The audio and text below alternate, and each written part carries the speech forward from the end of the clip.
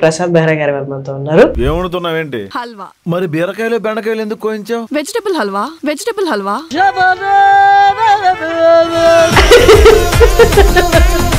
పెళ్లి కల వచ్చేసింది బాలా అని పాడతారు కదా, అలాగా సక్సెస్ కల వచ్చేసింది బాలా.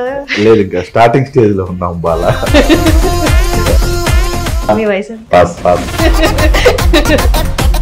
నేను 2-3 దగ్గర విన్నాను, కొంచెం యాటిట్యూడ్ సక్సెస్ చూసాక కొంచెం మాట జారడం ఎక్కువ ఉంది ప్రసాద్ దగ్గర. అయ్యో బాబు, చెయ్యి కూడా జారేస్తాం, మొహమాటం లేదు ఇందులో. పీత కథ ఉంది కదా, పీత పైకి వెళ్తా ఉంటే ఇంకా పీత లాగుతా ఉంటది. ఇప్పుడు మిమ్మల్ని ఎవరు లాగుతున్నారు? రీసెంట్ గా చూసినా కదా 9 months బ్యాక్. అది మిమ్మల్ని లాగడానికేనా? కారణం ఏదైనా అయ్యింది. మేజర్ యాక్సిడెంట్ జరిగింది ఇక్కడ. బోన్ ఉండదు, చూపిద్దాం. సంపాదించారా? ఈ మధ్యన పోయిందిగా. ఎంత పోయి ఉంటుంది? దేని బాగా నమ్ముతారు ఇప్పుడు రైట్ నౌ? దేని నమ్మను అసలు. నన్ను కూడా నేను నమ్మను హర్షణ, నేను చూస్తాను. ఇంకా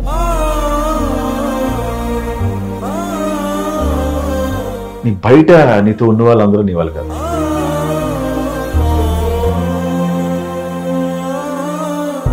మా పని ఆవిడ ఉండేది, ఆవిడకి ఇచ్చిన ఫెసిలిటీస్ చూడు. వీక్లీ మటన్ కేజీ కొనిస్తా, వీక్లీ 4 రెక్కలైన సీట్లు సినిమా ఫ్యామిలీ అందరికి నేనే టికెట్లు తీస్తా. నాకు ఈ మధ్యన వాచ్లు పిచ్చి పట్టింది. 70,000 60,000 వాచ్లు కనబడితే కొనేసేవాడు. వాచ్లు మిస్ అయ్యాయి. లాస్ట్ కి మన ఐవాచ్ ఉంటుంది కదా, అది ఆవిడ కొంగుని కట్టుకుని తీసుకెళ్తుంది. భజన మోగింది. అది నువ్వు ఎవరిని వదులుకున్నావు తెలుసా? ఇలా ఎవడైనా చూసుకుని తమ్ముడికి దొరికింటే అని తీసుకురా. నీ తమ్ముడు కూడా చూసుకుని ఉన్నాడు అలాగా.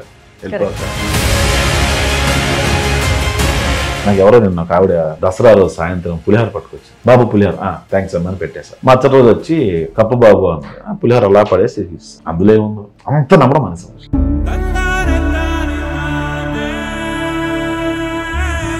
నా ఎక్స్తో ఉన్నప్పుడు మా దగ్గర 250 రూపాయలే ఉన్నాయి. 180 రూపాయలు నూడిల్స్ తీసుకున్నాము.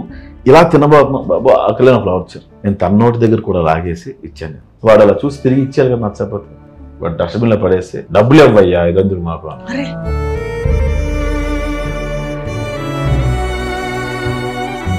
ఇప్పుడు చెప్పు, పేదవాళ్ళ పట్ల అడుక్కునే వాళ్ళ పట్ల జాలిదే. ఒక్క సంపాదించుకోకపోతే చేత కాకపోతే పేద రోజులు అంతే. అంతే, అంత కర్కశంగా మార్చేసింది.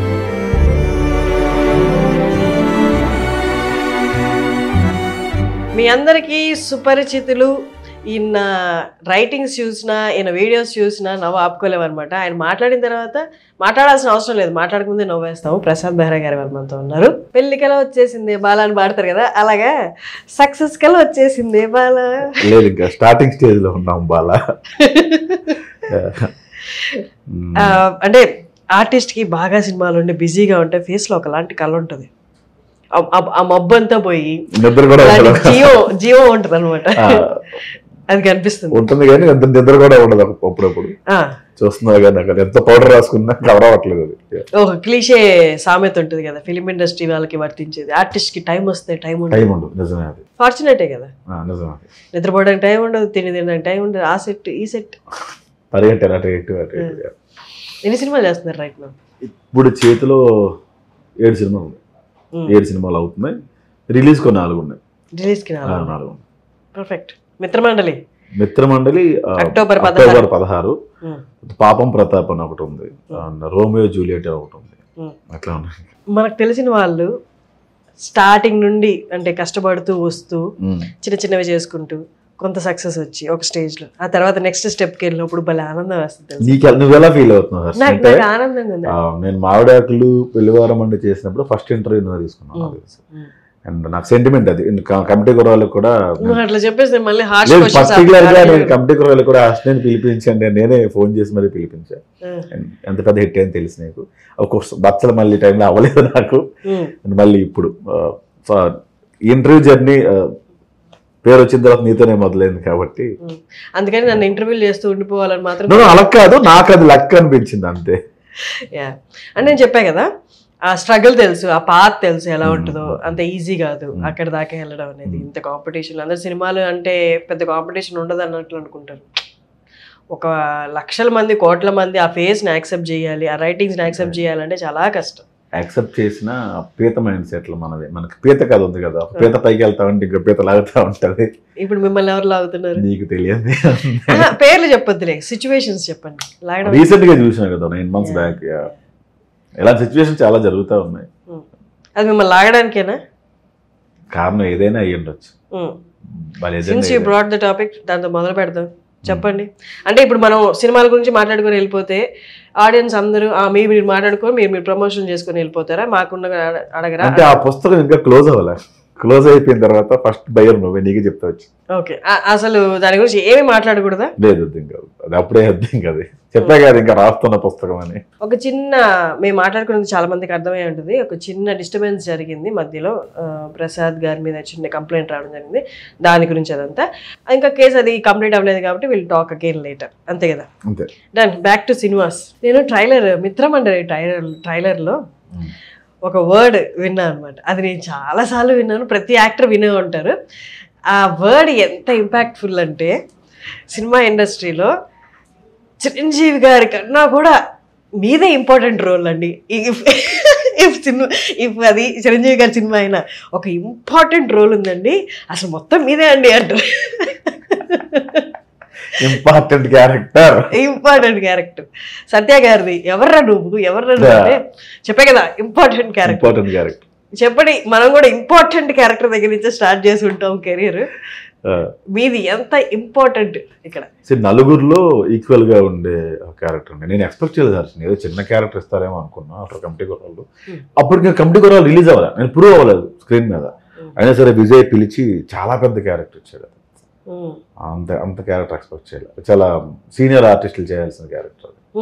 అంటే సీనియర్ మీన్స్ ముసలి కాదు, సత్యన్న లాంటి వాళ్ళు చేయాల్సిన క్యారెక్టర్ని తీసుకొచ్చి నాకు ఇచ్చాడు. సో అంత ఇంపార్టెంట్ క్యారెక్టర్ అది. సీనియర్ అంటే వయసులో సీనియర్ కదా? వయసు కాదు, ఇప్పుడు ఇండస్ట్రీలో ఇప్పుడు సత్యన్న. మీ వయసు ఎంత? పాస్. ఓకే, 30+ అబ్బాయి. మొహం దాచుకోలేక ఎంత నడకండి. సత్య గారు చేయాల్సిన క్యారెక్టర్, అలాంటి యాక్టర్స్ చేయాల్సిన క్యారెక్టర్ తీసుకొచ్చిన ఇంపార్టెంట్. ఏమైనా డిసడ్వాంటేజ్ బీయింగ్ రైటర్ సెట్లో ఉన్నప్పుడు? ఒక డైరెక్టర్ మనకన్నా మంచిగా రాసి ఉండొచ్చు, కొన్ని డైరెక్టర్ మనకన్నా కొంచెం తక్కువగా రాసి ఉండే, ఇక్కడికి ఇలా రాసి ఉండొచ్చు అనిపించింది. అప్పుడు మీకు ఏమన్నా అంటే ఒక రైటరు యాక్టర్ అవ్వడం వల్ల అడ్వాంటేజెస్ డిసడ్వాంటేజెస్? ఇందులో అడ్వాంటేజ్ చెప్తాను. స్క్రిప్ట్ కొంచెం వీక్ ఉంది అని మనకు అనిపించిన, లేకపోతే ఇక్కడ మనం ఒక డైలాగ్ రాస్తే బాగుంటుందేమో అనిపించినప్పుడు మనం డైరెక్టర్ పర్మిషన్ తీసుకుని వాళ్ళు ఓకే అనుకుంటే, అంటే వాళ్ళు అంత అగ్రీ అవ్వాలి. అలా చేసిన సినిమా పాపం ప్రతాప్. నరేష్ అని ఒక డైరెక్టర్ ఉంటారు, ఆయన తిరుగుతూ చేస్తున్నారు. ప్రసాద్ ఇది సీను నువ్వు ఇంకేం డెవలప్ చేయగలవా అని ఇచ్చినప్పుడు చాలా హ్యాపీగా మనకు కూడా రాస్తాం అనిపిస్తుంది. సో మిత్రమండలికి వచ్చినప్పటికీ మనోడే ఎక్స్ట్రీమ్ రైటర్ అసలు విజయ్. నేను ఏదైనా రాసినా అది కథ నుంచి బయటకు వెళ్ళిపోతుంది. సో వద్దులే, నేను రాయకపోవడం కరెక్ట్ అనుకున్నాను. ఇంకొక సినిమా నేను చేశా, పేరు అనవసరం. ఆ సినిమా అది తెలిసి ఆగిపోతుందేమో ఆ సినిమా. ఆ స్క్రిప్ట్ చూడగానే షార్ట్ ఫిల్మ్ లాగా కూడా లేదు ఏంటి స్క్రిప్ట్ అని చెప్పి ఇంకా అతను ఏం తీస్తున్నాడో కూడా పాపం తెలియదు ఆయనకి. సినిమా దొరికేసింది చేస్తున్నాం మనం అనే ఒక వద్దు బాబు ఈ సినిమా నేను చేయలేనులే ఇంకా ఆపేసి అని చెప్పి మధ్యలో ఆగిపోయింది సినిమా. అలాంటి సందర్భాలు కూడా ఉన్నాయి. అంటే ఇప్పుడు నేను వాళ్ళని ఏదో అంటున్నానని కాదు, కానీ కొంత అవగాహన ఉండదు దీన్ని ఎలా తీసుకెళ్ళాలి కథ ముందుకి అని. బట్ స్టిల్ వాళ్ళకి ఫండ్స్ వస్తుంటాయి. ఇంకొక పార్ట్ తీసుకుంటే కంప్లీట్లీ ఆపోజిట్, వాళ్ళ దగ్గర ఫుల్ కథలు ఉంటాయి, మంచి సబ్జెక్ట్ ఉంటే వాళ్ళకి ఫండ్స్ రావు, ప్రొడ్యూసర్లు ముందుకు రారు. సో ఈ రెండు సిచ్యువేషన్ మీరు చూస్తుంటారు కదా? హర్షని అదే ప్రాబ్లం. ఇప్పుడు ఏంటంటే మంచి కథలు ఉన్నోడికి ప్రొడ్యూసర్ దొరకడు. ఈ డైరెక్టర్ అనే పేరుని అడ్వాంటేజ్గా వాడుకున్న సినిమాలో ఆఫీస్లో ఓపెన్ చేసి అడ్వాంటేజ్ తీసుకునే వాళ్ళందరికీ పెద్ద పెద్ద ప్రొడ్యూసర్లు దొరుకుతారు. ఎట్లా? అది ఇప్పటికీ అది మిత్, అది ఎవరికి అర్థం కాదు. వాళ్ళు అలా హ్యాండిల్ చేస్తారో లేకపోతే పొలిటికల్ బ్యాక్గ్రౌండ్ అడ్డం పెట్టుకుని తెచ్చుకుంటారో తెలియదు. కానీ నేను చేసిన 2-3 సినిమాలు అసలు చెప్పలేదు, వర్ణాతీతం. అవి పెద్ద ప్రొడ్యూసర్స్, చాలా మంది ప్రొడ్యూసర్స్. తెలుస్తుంది అయ్యే పాపం వాళ్ళు నాశనం అయిపోతున్నారు ఆ ప్రొడ్యూసర్ తెలుసు. కానీ వాళ్ళని వాళ్ళని అప్రోచ్ అయింది వాళ్ళకి కదా డైరెక్టర్ సర్లే. ఇంకా కానీ చాలామంది టాలెంటెడ్ పర్సన్స్కి నాకు చాలామంది కథలు చెప్పున్నారు. నేను వాళ్ళని చాలామంది దగ్గర పంపించాను. ఇక్కడ సెట్ అవ్వాలి ప్రొడ్యూసర్స్. ఎవరైనా రైట్ పాత్, కరెక్ట్ పాత్లో ఉన్నారు, రైటింగ్ వైపు కానీ యాక్టర్ వైపు కానీ ఎదుగుతున్న పాత్లో ఉన్నారు. ఇందాక ఇన్సిడెంట్ గురించి నేను ఎక్కువ మాట్లాడాను కానీ బట్ దాని రెపర్కషన్స్ అడుగుతాను. మీ లైఫ్లో పర్సనల్గా కానీ కెరియర్ వైజ్ కానీ ఆ పర్టికులర్ ఇన్సిడెంట్ ఏదైనా మీకు ఇంపాక్ట్ చూపించింది? చూపించింది. ఎట్లాగా? పర్సనల్గా చూపించింది, ప్రొఫెషనల్గా చూపించింది. ప్రొఫెషనల్గా ఆ టైంలో కొన్ని సినిమాలు క్యాన్సిల్ అయిపోయాయి. అంటే వీడు వస్తాడా రాడా అని. ఓకే, ఆ సందేహం అది వాళ్ళ తప్పు లేదు, నేను ఉంటేనే కదా డేట్ ఇవ్వగలను. సో అక్కడ కొన్ని పోయినాయి. రెండోది పర్సనల్గా ఒక దెబ్బ తగిలింది. ఇంకా స్ట్రాంగ్ అయినా చాలా మంది ఆడియన్స్ కూడా చాలా స్ట్రాంగ్ గా నా కోసం నిలబడ్డారు, అది గొప్ప విషయం. కాకపోతే పర్సనల్ గా కొంచెం దెబ్బ తగిలింది అంతే. ఎట్లా మీకంటే యాజ్ అన్ ఇండివిజువల్ దెబ్బ తగిలిందా? మీ రిలేషన్ లో, ఫ్యామిలీ రిలేషన్స్ లో ఎక్కడైనా దెబ్బ? ఫ్యామిలీ రిలేషన్ లో కూడా చిన్న ఉంది, ఇండివిజువల్ కూడా దెబ్బ తగిలింది. ఎలాగా ఇండివిజువల్? అది చెప్పలేను. ఇండివిజువల్ గా అంటే మీ లోపల నా లోపల కాదు, నాతో ఉన్న పర్సన్స్ ఇప్పుడు నాతో లేకుండా పోయారు అనమాట. ఇప్పుడు మేము మీతో రాలేము, ఎట్లా ఉంది ప్రాబ్లమ్ అని చెప్పి ఉన్నప్పుడు బాగానే ఉన్నారు. ఆ టైంలో అట్లా జరిగినాయి కొన్ని. కాకపోతే ఫైనాన్షియల్ గా కూడా కొంచెం దెబ్బ తగిలింది. ఫైనాన్షియల్ అంటే మూవీ ప్రాజెక్ట్స్ ఆగిపోవడం అలానే కాదు, తర్వాత ఖర్చు పెట్టాలిగా తినడానికి వాటికి. దెబ్బ తగిలింది. బట్ ఇంత స్పీడ్ గా కంబ్యాక్ ఇస్తారని నేనే అనుకోలే. అంటే సింపుల్ వస్తున్నాయి, ఇంతకన్నా ఇంకేమీ ఆడాలి. యూనో నాకు ఫస్ట్ ఒక రిలేషన్షిప్ ఏమైందో నీకు తెలుసు, రీసెంట్ గా ఇన్సిడెంట్ నీకు తెలుసు, యాక్సిడెంట్ ఎంతో వరస్ట్ చూసుకుని వచ్చాను నేను. ఒక యాక్సిడెంట్ గురించి ఒక్కసారి మనం చెప్దాము. తనకి మేజర్ యాక్సిడెంట్ జరిగింది ఇక్కడ. బోన్ ఉండదు, చూపిద్దాం. లాస్ట్ టైం కూడా నీ ఇంటర్వ్యూ చూపించా. బట్ అంటే ఇంతకన్నా ఇంకెవరు కొట్టగలరు నన్ను అని.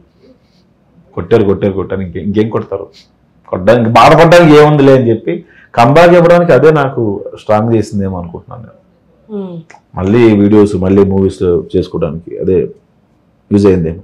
లీగల్ సిస్టమ్ అనేది ఈక్వల్ గా ట్రీట్ చేస్తుందా? అంటే మీ వైపు తప్పు ఉంటే మిమ్మల్ని, అటువైపు తప్పు ఉంటే అటువైపు ఈక్వల్ గా అయితే ఉందా, లేకపోతే ఒక్క సైడ్ ఎక్కువ తీసుకుంటున్నట్టుందా? ఇంతవరకు ప్రొసీడింగ్స్ అవ్వాలా, స్టార్ట్ అవ్వాలి. మీ పాయింట్ చెప్పుకోవడానికి స్కోప్ అయినా ఉంటుందా? ఉండదు, అందుకే లాయర్ ఉంటాడు. అండ్ ఇంకొకటి ఇంపాక్ట్ ఏంటి అంటే, నాకు తెలియదు అసలు కేసు గురించి పూర్తిగా ఏమైంది అనేది, అసలు వివరాలే నాకు తెలియదు. వెరాజ్ ఈ కైండ్ ఆఫ్ సిచ్యువేషన్లో ఇంకేదైనా యాక్టర్ ఉన్నా ఎక్కువ ఇంపాక్ట్ ఉండేది.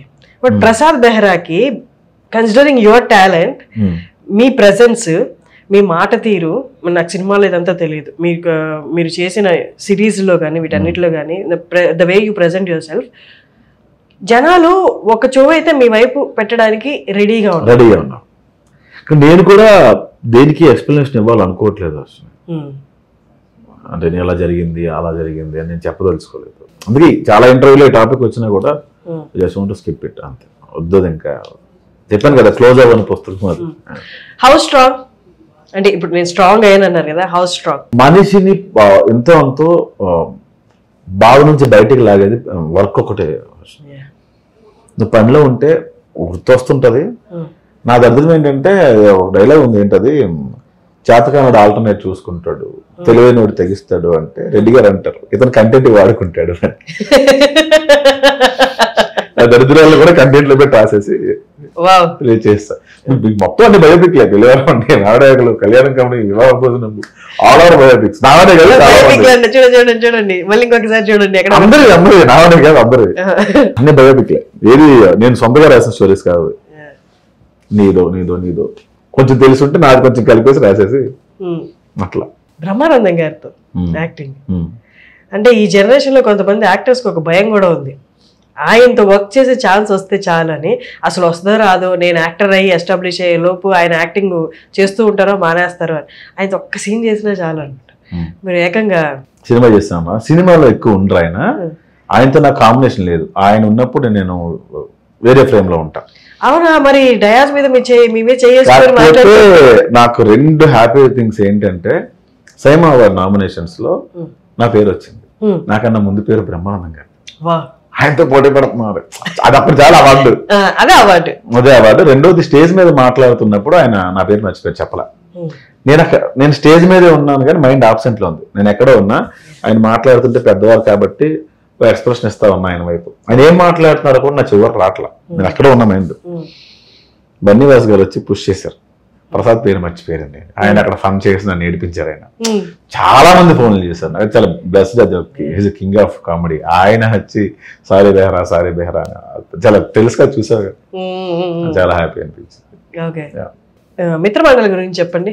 జనాలు ఈ కాంబినేషన్స్ తో సినిమాకి వెళ్ళిపోయే రోజులు ఇవి. అంటే కథ అన్ని చాలా వరకు రొటీన్ వస్తున్నాయి, కొంచెం మంచి వచ్చినాయి. కానీ ఒక సెక్ట్ ఆఫ్ యాక్టర్స్ ఉన్నారు, వీళ్ళ కాంబినేషన్ వస్తే చాలా అబ్బాయి ఇంకే ఇన్హిబిషన్స్ పెట్టుకోకుండా జస్ట్ టికెట్ కొనుక్కొని వెళ్ళిపోదాము వీకెండ్ కి. అలాంటి కాంబినేషన్ చాలా రోజుల తర్వాత మీ నలుగురు కాదు, సత్య, వెన్నెల కిషోర్, వీటి గణేష్, బ్రహ్మానందం గారు, ఎవరు లేరు ఇప్పుడు హ్యాపీగా యాక్టర్స్ అందరూ ఉన్నారు. నిహారిక తను చాలా వైరల్. మీకు అవును, ఇంతమంది యాక్టర్స్ తో అప్పుడెప్పుడో పాత రోజుల్లో వచ్చే సినిమాలు మళ్ళీ చాలా రోజుల తర్వాత ఇప్పుడు వస్తుంది. సో ఖచ్చితంగా జనాలు చాలా ఎంజాయ్ చేస్తారు. నేను ఎక్స్పెక్ట్ చేయలే ఎంత బాగా స్క్రిప్ట్ వస్తుంది, ఇంతమందితో అంత ఫన్ జనరేట్ అవుద్దని. ఇంకొకటి ఈ సినిమాలో ప్లస్ పాయింట్ ఏంటంటే మీరు జాతిరత్నాలు చూసారు, అందులో 3 జాతిరత్నాలు, ఇందులో 20 మంది జాతిరత్నాలు ఉంటారు. ఇప్పుడు నాకెంత స్కోప్ ఉంటుందో, దర్శకి ఎంత ఉంటుందో, వీటి గణేష్ గారు కూడా అంతే ఉంటుంది, సత్యకి అంతే ఉంటుంది, వెన్నెల కిషోర్కి అంతే ఉంటుంది. సో వీడి లీడ్ అని ఎక్కడ మీరు చెప్పలేరు, ఎవరికోలో వాడిలో ఉంటుంది మొత్తం అంతా. అండ్ కాంటెంపరీ విషయాలు తీసుకొని పెట్టడం అనేది కూడా అసలు నార్మల్ కాదు అసలు. ఫర్ ఎగ్జాంపుల్ ఇంపార్టెంట్ క్యారెక్టర్ దగ్గర నుండి మొదలు పెడితే మన సినిమా ఇండస్ట్రీలో వాడే కొన్ని క్లీషే పదాలు ఉంటాయి అన్నమాట. ఇంపార్టెంట్ క్యారెక్టర్ ఒకటి, సెటిల్డ్ గా చేయడం, కొన్ని పదాలు ఉంటాయి. ఇంకొకటి కాంటెంపరీ ఇష్యూ మీదే సటరికల్ గా చేసిన సినిమా ఇది. మెయిన్ పాయింట్ ఒకటి ఉంటుంది, ఐపీఎల్ లో ఇండియా గెలవాలంటే అది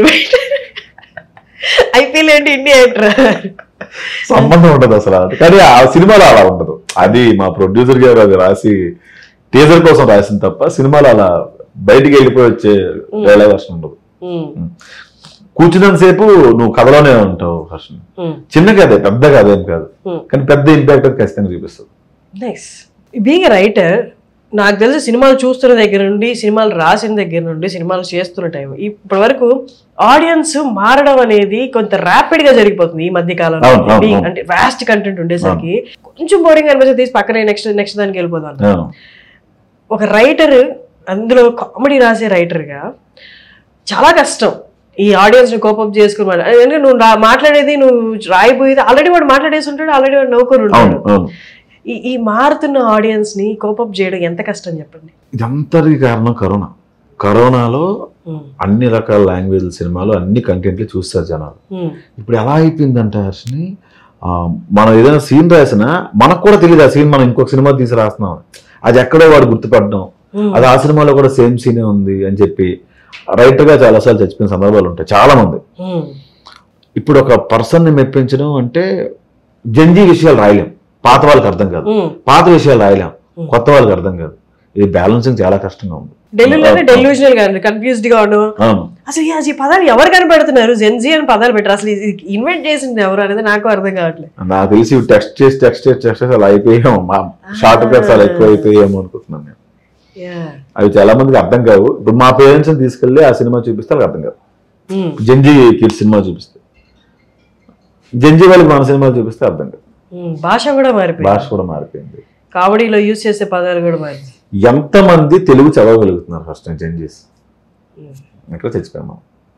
స్కూల్స్ అలౌ చేయట్లేదు, మనం కూడా అదే కదా ఆప్షన్ ఇచ్చేసారు కదా. మనం కూడా ఇంగ్లీష్ మీడియంలోనే ఉండాలి, ఇంగ్లీష్ మీడియం చదవాలి అని మనం ఫోర్స్ చేస్తాం. యాక్చువల్గా అదే కరెక్ట్. నేను తెలుగు మాట్లాడిన చాలా ప్లేసుల్లో నన్ను అలా చూస్తే చూసుకోరండి. నాకు ఇప్పుడు అదేం అనిపించట్లేదు. అంటే ప్రశాంతంగా తెలుగు మాట్లాడితేనే బాగుందేమో అనిపిస్తుంది. పోను అంటే అన్ని రివర్స్ అవుతున్నట్టు ఫ్యాషన్ తో పాటు. ఇంతకుముందు క్యాస్ట్ ఫీలింగ్స్ ఉండేవి, ఇప్పుడు కూడా ఉన్నాయిలే. ఇప్పుడు ఉన్నాయి. ఇంతకుముందు క్యాస్ట్ ఫీలింగ్స్ ఉండేవి, వాళ్ళు చాలా తక్కువగా చూసేవాళ్ళు. ఇప్పుడు మన ముగ్గురు అలా మేము ముగ్గురు మాట్లాడుకుని, నేను తెలుగులోనే మాట్లాడుతున్నాను అనుకోండి, మీ ముగ్గురు ఫ్రెండ్షిప్ చాలా స్ట్రాంగ్ ఉంటుంది. నాతో మీది వీక్ ఉంటుంది English because we have language barriers, communication issues ఎట్లా ఉన్నాయి. ఇప్పుడు నేను చాలా మందిలో చూసాను, అది ఇంట్రా ఎంత డిస్క్రిమినేట్ చేస్తారు అనుకున్నా. ఓకే అనుకున్నాను నేను. నా ధైర్యం ఏంటంటే, నాకు ఏమీ రాకపోయినా, ఏమి సినిమాలు లేకపోయినా మళ్ళీ రాసుకుని షార్ట్ ఫిల్మ్ తీసేసి ఊరు వెళ్ళి తెరబొమ్మ వేసుకోగలను, నేను బ్రతకగలను. అంత ధైర్యం వచ్చింది. అంత ధైర్యం ఈ ప్రాబ్లమ్స్ అని తీసుకొచ్చి పెట్టాను. అంటే ఈ ప్రాబ్లమ్స్ అని అంత స్ట్రాంగ్ చేసింది తప్ప, నాకు ఏదైనా పెద్ద హీరోని పిలిచి, పెద్ద హీరో నీకు ఫుల్ లెంత్ ఉంటుంది అంటే అంత ఎగ్జైట్ అవ్వడం మానేశాను. ఎంత ఇస్తారు, కథ చెప్పండి, ఓకే ఎన్ని రోజులు ఉంటుంది, చాలా సింపుల్గా ఎగ్జైట్ అవ్వడం ఇది రాదు నాకు. భజన చేయడం అది లేదు. ఫేవరెట్ యాక్టర్ వీరితో యాక్ట్ చేయాలన్నది ఎవరన్నా విష్ లిస్ట్ ఉందా? ఉండేది, ఆయన లేరు. నాగేశ్వర గారితో ఓకే, చాలా ఇష్టం ఆయన అంటే. ఆయన లేరు. ఎందుకని ఆయన ఇష్టం? ఏమో అంటే మా ఊర్లో ఈటీవీ సినిమా తేజ మూవీస్ తప్ప ఇంకేం వచ్చేది. అది అంటే నాకు కదిపి అదే వచ్చేది. అన్ని నాగేశ్వర గారి సినిమాలు వచ్చాయి. నేను ఫస్ట్ నుంచి చూసిన ఆయన సినిమాలు. నాకు సినిమా అంటే తెలిసిందే ఆయన సినిమా. సో అప్పటి నుంచి ఆయన అంటే ఇష్టం. అంత రీజన్ ఏం లేదు. యాక్టర్గా ఆయన చాలా ఇష్టం. ఆయన వల్ల మేము కొన్నాళ్ళు స్మోక్ కూడా ఆయన చూసి మళ్ళీ చేస్తాడు చాలా ఇంపాక్ట్ చూపించింది. అది సంపాదించారా? ఈ మధ్యన పోయిందిగా, లాయర్లకి వెళ్ళి ఖర్చు పెడతాం ప్రస్తుతానికి. ఎంత పోయి ఉంటుంది? చాలా పోయింది. 20 అంత ఉండదు. 15 ఎందుకు ఇప్పుడు అకౌంట్ చెప్పాలి. సరే, ఎంత పోయిందో వదిలేద్దాం. ఎంత కూడా పెట్టుంటారు? నాకు గవర్నమెంట్ వచ్చి ఇల్లు ఇచ్చింది, స్థలం. మా అమ్మ 2 లక్షలు ఇల్లు కట్టుకుందాం అని చెప్పి 10 లక్షలు పెట్టి ఇల్లు కట్టింది అంతే. అది తప్పింకేలేదు. అది అంతే. సినిమాల్లో రోజు వస్తున్న డబ్బులు? సినిమాలు నీకు వెంటనే రావు. వెంటనే రావు, బట్ ఒక సినిమా వచ్చిందంటే ఒక గ్యారెంటీ, ఒక డిపాజిట్ ఒకేసారి రాదు. వస్తుందా ప్రస్తుతం బ్రతడానికి అదే లైవ్లీవుడ్ అదే కదా. ఓకే, ఇప్పుడు సిరీస్ అవి చేయట్లేదా? చాలా రేర్గా లేట్గా రిలీజ్ చేస్తున్నాం. ఒక ఎపిసోడ్ ఇప్పుడు రిలీజ్ చేస్తే 20 days తర్వాత ఇంకో ఎపిసోడ్ రిలీజ్ చేస్తున్నాం. గ్యాప్ ఉండట్లేదు అసలు. ఓకే, ఏంటి ఫ్యూచర్ గోల్ అని చెప్పండి. ఏం లేదు. ఏం లేదా? ఏం లేదు. దేవుడి మీద నమ్మకం ఉందా పోయిందా? ఉందని చెప్పలేను. బేసిక్గా లేదు, నమ్మడం మానేసాను. మళ్ళీ ఇదన్నీ ఎందుకు వేసుకున్నాను అడగద్దు. 20 రూపాయలు గమనించలేదు. 20 రూపీస్ బాగుందని వేసుకున్నాను. అరుణాచలంలో కొన్నా 20 రూపీస్ అంతే. నమ్మకం లేదు. దేవుడు అంటే దండం పెట్టి అడగను, ఇబ్బంది పెట్టను. దేని బాగా నమ్ముతారు ఇప్పుడు రైట్ నౌ? దేనే నమ్మను అసలు. నన్ను కూడా నేను నమ్మను హర్ష. నేను చూస్తాను. ఇంకా మిమ్మల్ని మీరు అలా నమ్మరు? కానీ నేను నమ్మను. నేను ఇప్పుడు స్మోకింగ్ మానేస్తాను. ఎస్, అది కూడా నమ్మను నేను. మరి ఏంటి హోప్? ఏంటి ఏదో గట్టి హోప్ ఉండాలి కదా. బొంగు లేదు, ఏం లేదు, బాగుంది అంతే, వెళ్ళిపోతుంది అంతా. ఏం లేదు. తినడం లేడం, వర్క్ చేయడం, పడుకోవడం, తినడం లేడం, వర్క్ చేయడం. ఎందుకన్నా కొత్తగా ఏం చేస్తాను చెప్పేసి. ఆనందం, మనసుకి ఆహ్లాదం కొన్ని ఉంటాయి కదా. నీకు ఎక్స్పెక్టేషన్ లేనప్పుడు హ్యాపీగా ఉంటావు. నేను రేపు యూఎస్ వెళ్ళాలి, డబ్బులు దాచుకోవాలి, అట్లా ఏం లేదు. ఎక్స్పెక్టేషన్స్ లేకపోయినా కూడా అన్హ్యాపీగానే ఉంటాయి. నాకు లైఫ్ లో హోప్ లేదు, ఎక్స్పెక్టేషన్స్ లేదు, నేను డీలాగా డిప్రెస్డ్ గా ఉంటాను. రోజుకి ఒకలా ఉంటుంది ఎక్స్పెక్టేషన్ లేకపోతే. కైసే సరే, నేనే ఎగ్జాంపుల్ చెప్తా. నాకు చిన్న సినిమాలు అవకాశం వచ్చాయి, డైరెక్షన్ కానీ అడ్వాన్స్లు కూడా వచ్చాయి. నేను ఏం చేస్తాను చేయడం, నాకు ఇవే వర్క్ అవుతుంది అనుకున్నాను. కట్ చేస్తే మిత్రమండలికి ఎందుకు అంత ఎగ్జైట్ అవుతున్నానంటే, తండ్రి ప్రొడ్యూసర్స్ భాను గారు అండ్ కళ్యాణ్ గారు, బన్నీవాస్ గారు, అరవింద్ గారు, బెంచ్ మార్క్ కిరణ్ గారు, వేరే ప్రొడ్యూసర్ విజయేందర్ రెడ్డి గారు, ఎంతమందితో నా ఎంత పరిచయాలు ఉంటాను నాకు తెలియదు. నేను రాగానే వాళ్ళు ప్రసాదాన్ని నిలబడతాను. నేనెవరిని, మీరెవరు, మీరు నిలబడ్డవి ఏంటని నేను ఎక్స్పెక్ట్ చేయలేదు. అది అరే మన కోసం ఎంత వాల్యూ ఇస్తున్నారు ఏంటి మనకి. ఎగ్జాంపుల్ స్టేజ్ మీద బ్రహ్మానందం గారు, ఇవేమి ఎక్స్పెక్ట్ చేసినవి కావు. నేను బ్రహ్మానందం నా గురించి మాట్లాడితే బాగుండేది అయ్యో అని నేను ఎక్స్పెక్ట్ చేసి అది మాట్లాడకపోతే ఖచ్చితంగా డిసప్పాయింట్ అయ్యేవాడిని కదా. నన్ను ఎక్స్పెక్టేషన్ లేకపోతేనే రోజు ఒకలా ఉంటుంది, ఎక్స్పెక్టేషన్ ఉంటే రోజు ఒకేలా ఉంటుంది. ట్రై చేయి ఎప్పుడైనా కావాలంటే. నీకు చాలా రిలేషన్షిప్స్ అనేవి ఫెయిల్ అవ్వడానికి కారణం ఎక్స్పెక్టేషన్. నేను ఇంత లవ్ ఇస్తున్నాను వాడు ఇవ్వట్లేదు, ఎంత టైం ఇస్తున్నాను వాడు ఇవ్వట్లేదు. నేను ప్రస్తుతానికి అయితే at stage of life where I expect nothing from human beings, only career, money, ఇవే ఎక్స్పెక్ట్ చేస్తున్నా కానీ మనుషుల నుండి ఎక్స్పెక్ట్ చేయట్లేదు రైట్ నౌ. దేని నుంచి ఎక్స్పెక్ట్ చేయకు, దేన్ని బ్లేమ్ చేయకు. ఈ మధ్యన యూనివర్స్ తో మాట్లాడండి అంటే ఏవో కొత్తగా వచ్చాయి. అరే ఎప్పుడో చెప్పారా ధ్యానం చేయమని. అవును. సో అది మాత్రం నేను నమ్ముతా. నువ్వు పాజిటివ్ ఎనర్జీ నీకు ఎక్కువ ఉంటే, నువ్వు పాజిటివ్ గా ఉంటే యూ అట్రాక్ట్ పాజిటివ్ థింగ్స్. అంతే. హోప్ వద్దు, అంటే లైఫ్ లో హోప్ ఉండాలి, ఎక్స్పెక్టేషన్ వద్దు. అమ్మ ఎలా ఉన్నారు? అమ్మ కొంచెం, ఆవిడకి మొన్న బ్యాక్ బోన్ సర్జరీ అయింది. ఈ ఇన్సిడెంట్ వల్ల ఇంకొంచెం బెడ్ కొంచెం ఎక్కువ, అంటే ఎక్కువ టీచర్ కదా, అంగన్వాడీ టీచర్ అబ్బాయి, ఎక్కువ నడవలేరు ఆవిడ. అసలు అవగాహన ఇది అన్ని తెలుస్తాయా బయట విషయాలు, అసలు ఏం జరుగుతుంది ఏంటని తెలియదు కదా. మరి ఈ విషయం ఎవరు చెప్పారు? మీ ద్వారా వెళ్ళిందా? కాల్స్ వెళ్తాయి, స్టేషన్ కాల్స్.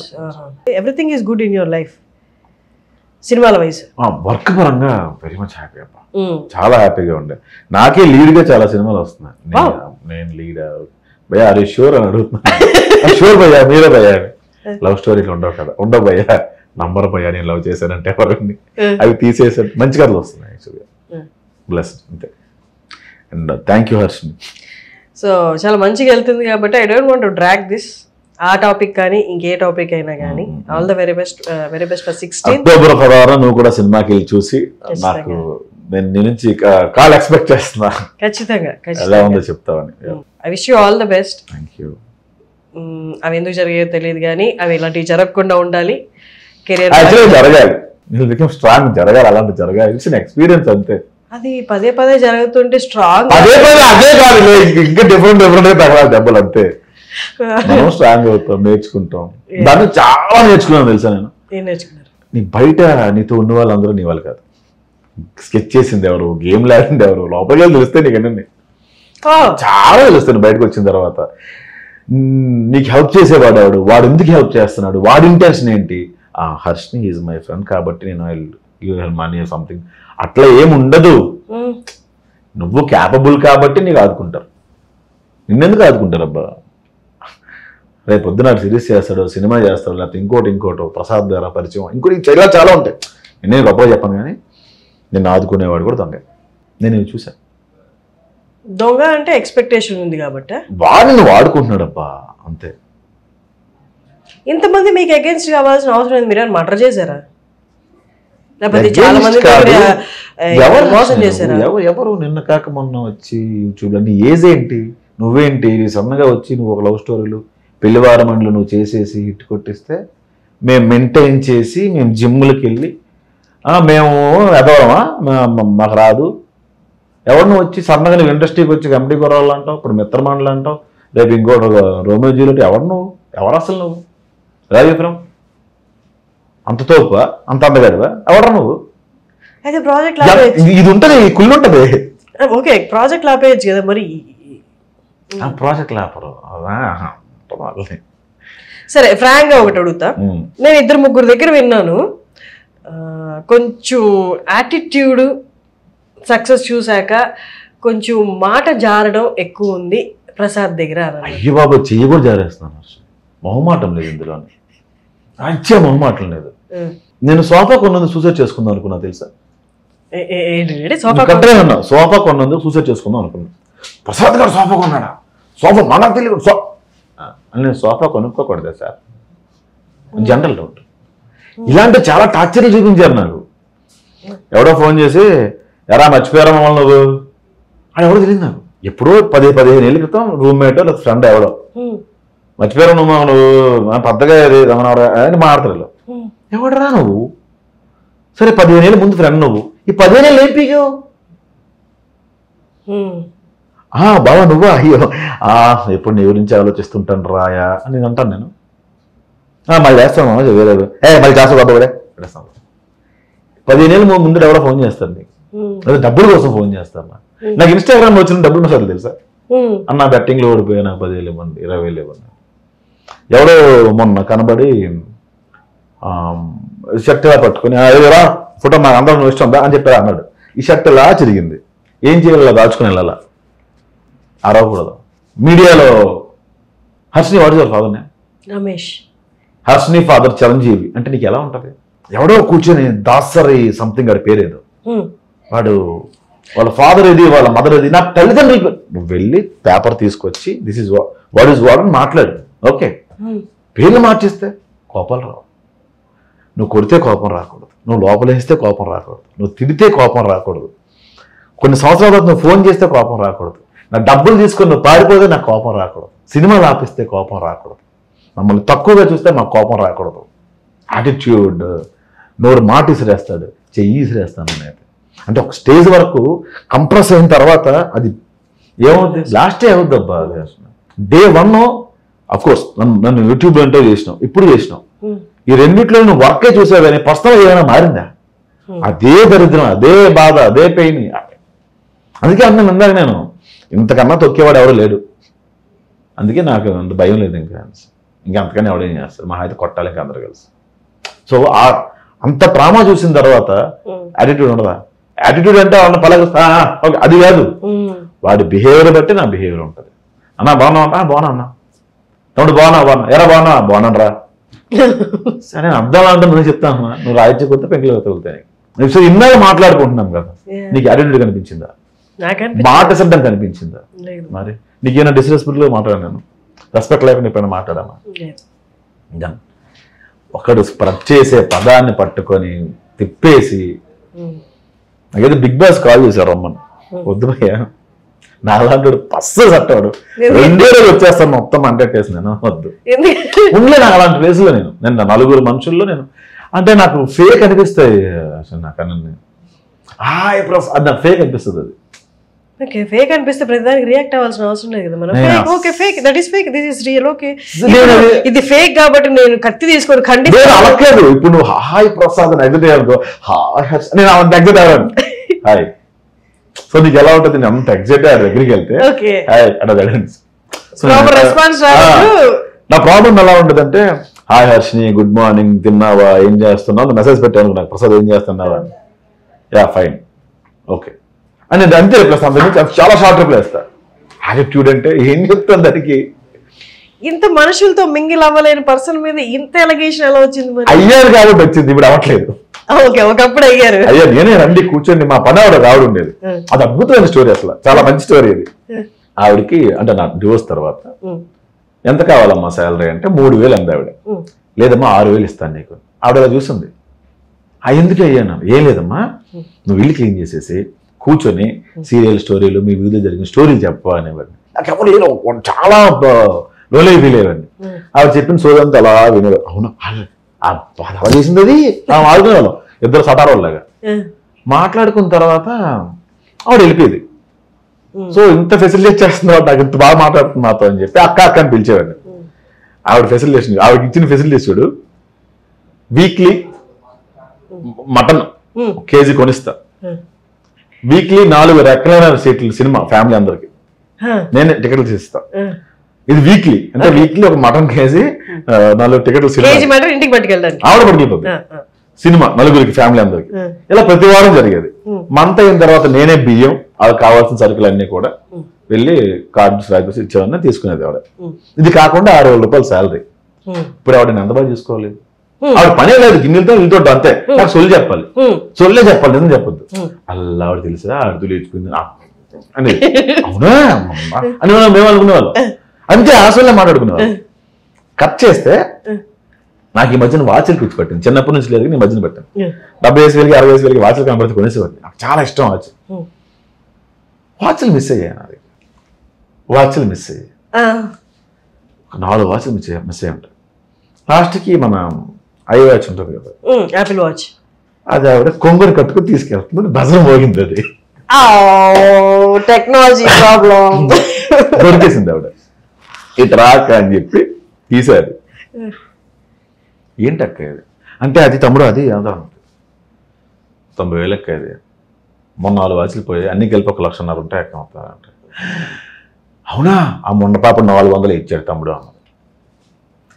సో ఈవిడ నా దగ్గర వాచ్లు కొట్టేసినందుకు ఈవిడ ఫీల్ అవ్వాలా? 400 ఇచ్చాడు, అవసరం 400 ఇచ్చాడు. వీడికి రిగ్రెట్ కూడా లేదు. నువ్వు ఎవరిని వదులుకున్నావు తెలుసా? ఇలా ఎవరైనా చూసుకొని తమ్ముడికి దొరికింటే అని తీసుకురా, నీ తమ్ముడు కూడా చూసుకున్నాడు అలాగా. వెళ్ళిపోక ఫ్యామిలీ అంతా వచ్చారు, తప్పు అయిపోయింది బాబు, మళ్ళీ అందరూ కలిసి ఉందాం అని. వద్దొద్దు, అందరు కలిసి ఉందాం. ఇలాంటి సొల్లు చాలా మంది ఉన్నారు. ఇంక ఇప్పుడు చెప్పు యాటిట్యూడ్ ఉండదా, కోపం రాదా? నేను ఆవిడనే వల్ల వెళ్ళిపోక ఇంకెప్పుడు ఇటువైపు రాక. ఇప్పుడు ఏం చేయాలి ఆవిడ? నేను తిట్టాను అనుకో, అది వైరల్ అయింది ఎగ్జామ్ అంటే, పని మనుషులు కదా, మనిషిలా గౌరవించడం నేర్చుకోరా ప్రసాద్ అని కింద కమెంట్ వస్తుంది. అంటే బాగా గట్టిగానే పడుతున్నాయి మీకు, నార్మల్ దెబ్బలు కాదు, పడిన చిన్న చిన్న. నేను చాలా త్వరగా మనిషిని నమ్మేస్తా. కళ్యాణం కామెడీలో డైలాగ్ ఉంటుంది, రెడ్డి గారికి, ప్రసాద్ ఎందుకని మీకు అంత ప్రాబ్లం ఏంటండి అంటే, వాడితో ప్రాబ్లం వాడితో కలిసి ఉండడం. మరి ఎందుకు కలిసి ఉన్నారంటే, పొరపాటును తిన్నావా అని అడిగాను, బాగున్నావా అని అడిగాను అంటే కలిసిపోయాక. నాకు ఎవరో తిన్నావా మా ఇంటికి భోజనం తిరాలంటే సిగ్గు లేకుండా వెళ్ళిపోయి వాళ్ళు బాగోగానే చూసుకునేవాడిని. తర్వాత ఓకే, ఇప్పుడు ఎవరైనా నాకు ప్రేమగా పలకరించినా నేను అది నిజంగా చెప్తాను, నమ్మట్లే అసలు. అది నాకు ఎవరో నేను, నాకు ఆవిడ దసరా రోజు సాయంత్రం పులిహోర పట్టుకొచ్చింది.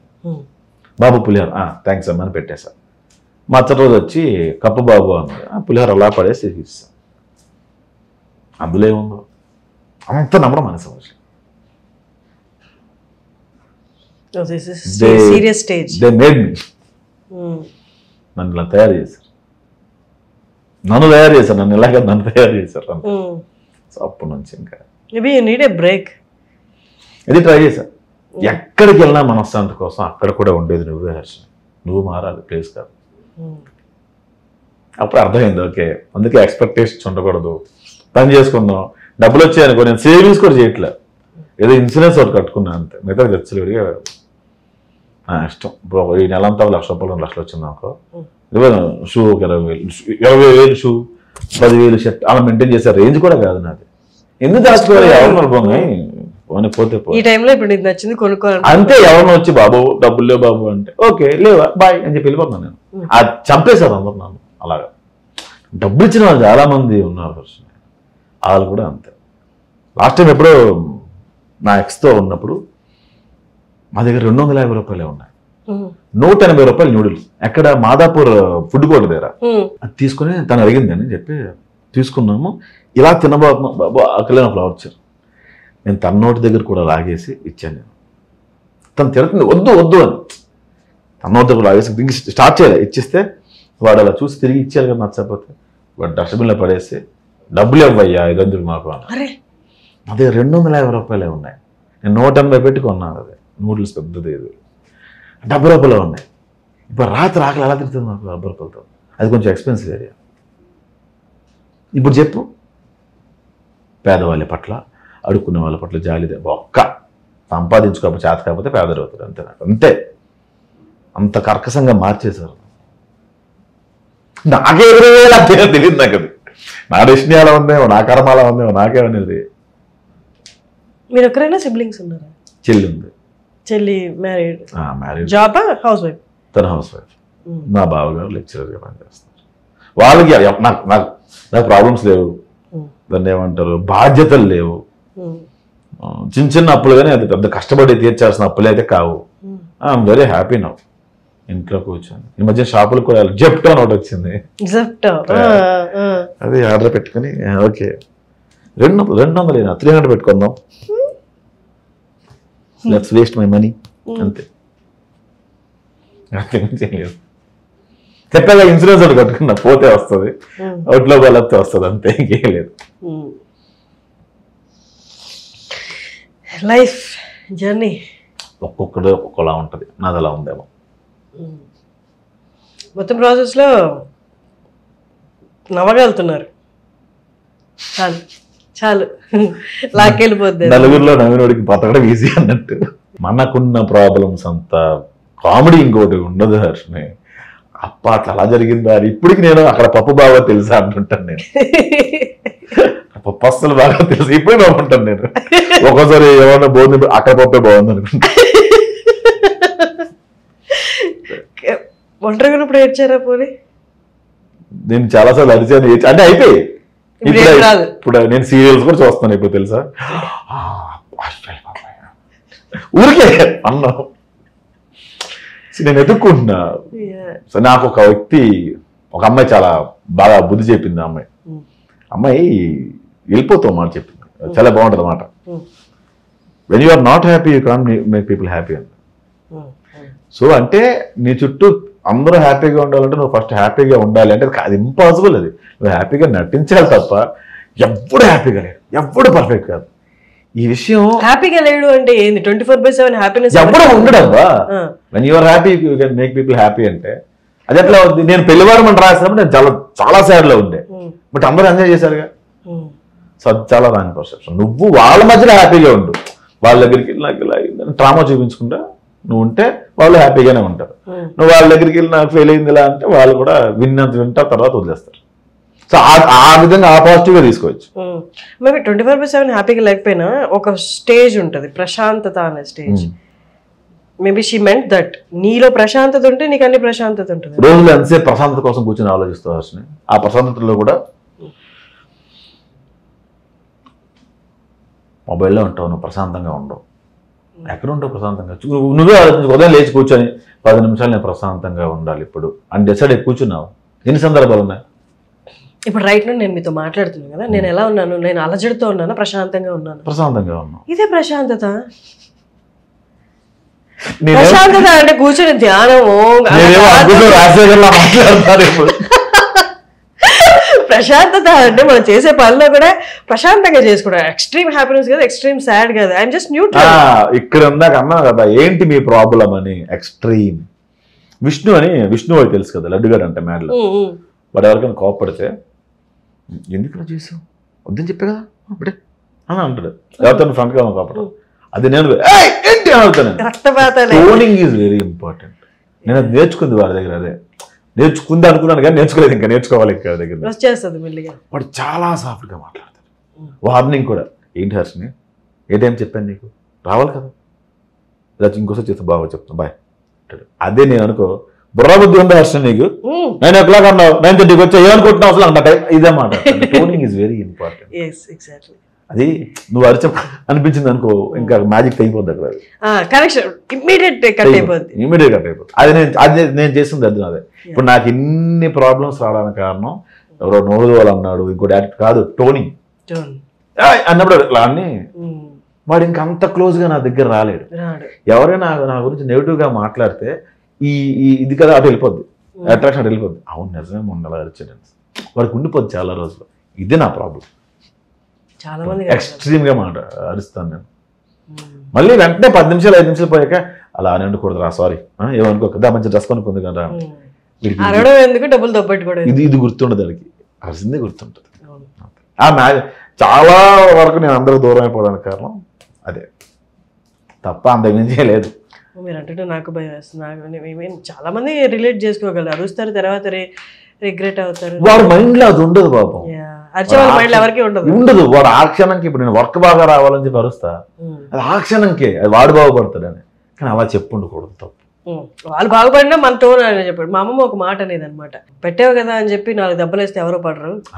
ఎస్ ఎవరో పడ్డారు. అండ్ నాకు ఒక పెద్ద ఆయన చెప్పాడు ఐ లవ్ యూ అంత అందంగా ఐ హేట్ యూ చెప్పాలి, ఐ హేట్ యూ కూడా ఐ లవ్ యూ అంత అందంగా చెప్పాలి. విడిపోయిన తర్వాత కూడా మళ్ళీ మీరు ఫోన్ లో మాట్లాడుకుంటున్నారు, అప్రోచబుల్ గా ఉంటావు. టోన్ మారిస్తే, టోన్ నార్మలైజ్ చేస్తే గ్రేట్. సో ఇప్పటికే మనం we talked a lot. yes thank you so much to Agusam Rajasekhar. meet again sure. మళ్ళీ ఇంకో సినిమా కలుద్దాం. తరువాయి భాగం వచ్చే సినిమాకి అక్టోబర్ 16 అందరూ థియేటర్కి వెళ్ళి మా మిత్రమండలి సినిమా చూడండి. Thank you so much. All the very best. మళ్ళీ కలుద్దాం. Thank you. సుమన్ టీవీలో మీ పర్సనల్ అండ్ బిజినెస్ ప్రమోషన్స్ కోసం కింది నెంబర్కి కాంటాక్ట్ చేయండి.